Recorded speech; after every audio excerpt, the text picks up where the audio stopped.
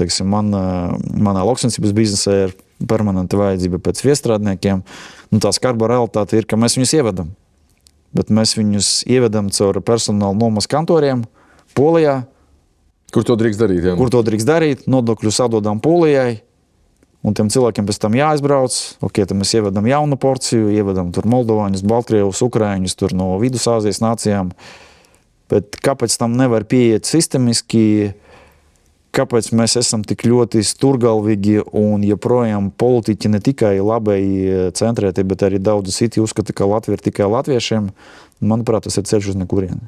Manā galvā, varbūt, ka es kā uzņēmējs esmu pārāk cīnisks, bet manā galvā demografija tas īsti nav sociāls jautājums. Kaut kādā mērā ir, bet demografija tas ir ekonomiskais jautājums un valsts drošības jautājums. Jālem ir tagad. Mums ir 5-10 gadi, lai kaut kā šo trendu reversētu.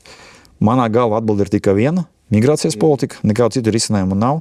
Es neticu, ka mēs tagad pēkšņi, mēs ar tevi esam daudz bērnu tēvu, bet es neticu, ka mums te pēkšņi notiks demografijas bums un mēs to jautājumu atrisināsim paši. Šādam scenārijam es neticu.